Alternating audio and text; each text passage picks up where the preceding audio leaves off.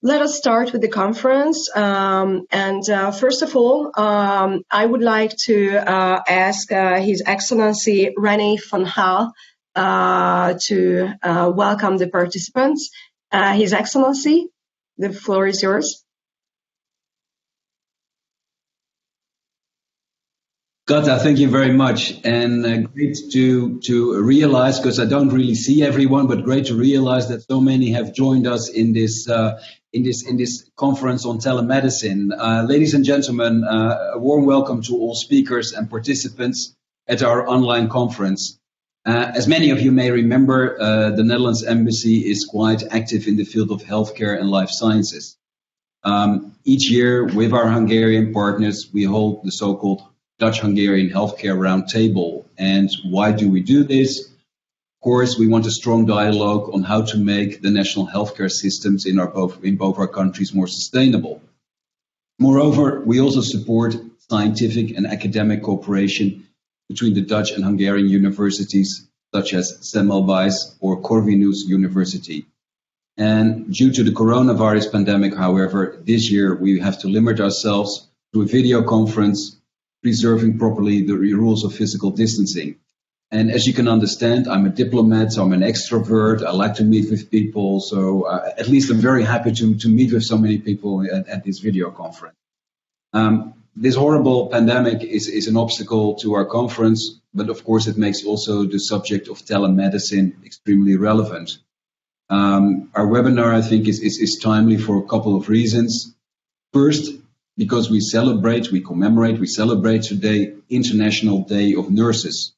Nurses who are the crucial contributors to a well-functioning and professional healthcare system.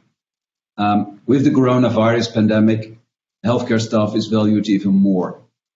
Because in spite of all the beautiful up-to-date technology that we have, such as ventilators, defibrillators, tests, etc., it can only be applied by appropriately trained and committed medical professionals. I would like to thank all nurses, all the medical workers for the commitment shown in these very difficult days. The epidemic that we face today causes, of course, a huge healthcare and subsequently also an economic crisis all over the world. And once this crisis will be over, even with a vaccine, the new normal will be different from what we have been used to. It will have an impact on how we live, how we work, how we teach, how we travel, and how we cure. One side effect of this new situation is the rapid and unprecedented transformation and development of teleworking, teleschooling, and telemedicine. So the time has definitely come to discuss telemedicine. Telemedicine will not be a solution for everything, but it can really be an interesting thing that adds to what we are able to do. In telemedicine, everything revolves around data. In our times, doctors can access data easily and even without having to meet the patient in person. Doctors can also share data and information with one another. Patient status data must come from certified devices. It is all about validated, certified data. And in a broader sense, from all the information that smart devices such as smartphones, fitness watches, and smartwatches gather, or what people digitally record themselves and decide to make available. The use of real-time video connections maintains important aspects of communication, including visual aspects, without physical interaction that can be risky or not available because of the geographical distance of a patient and a medical specialist. Provision of healthcare can be preserved for infected individuals and non-infected individuals scheduled for appointments not related to COVID. Additionally, a feeling of safety for both healthcare providers and patients can be provided to reduce the psychological effects of fear and anxiety. For example, the Netherlands company Medify, it provides a telemedical guidance for a patient awaiting an operation. This is a visual introduction of the whole process, which aims to reduce the anxiety of a patient because he or she knows precisely what to expect in the hospital. All these transformational developments in the healthcare system take place fairly rapidly. Just to give you an example, at the Amsterdam University Medical Center, with more than 15,000 employees and approximately 1,700 beds, it took practically 3 days once the technical preconditions were in place. Within 3 days, a protocol was generated for facilitating the full implementation of video consultation. The board of directors prioritized overcoming the limitations hindering the scaling up of video consultation. The success of this process required the immediate cooperation and dedication of all stakeholders together, which are otherwise known to be important, oftentimes barriers to the scaling up of any innovation within a hospital, or more generally in any organization. This was just an example from my country, but we will hear, of course, many more today. Our webinar is also fairly timely as the Hungarian government has recently adopted new regulations that lay down the general regulatory framework for the telemedicine.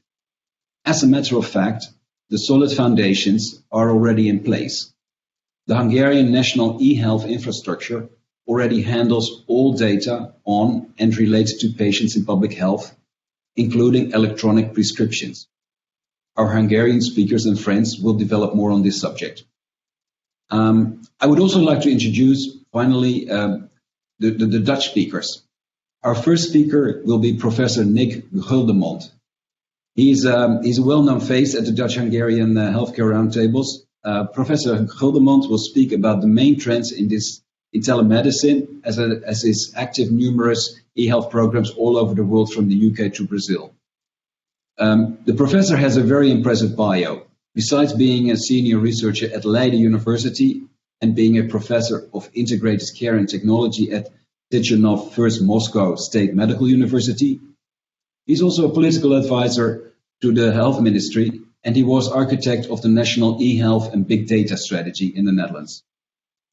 The subsequent speaker will be Guido Danen, who is to represent the so-called Task Force Healthcare.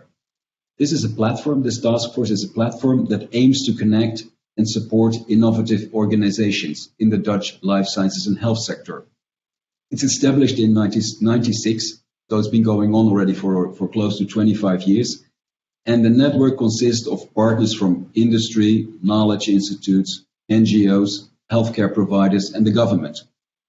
These partners provide innovative and sustainable solutions to global and local healthcare challenges, and they are active all over the world.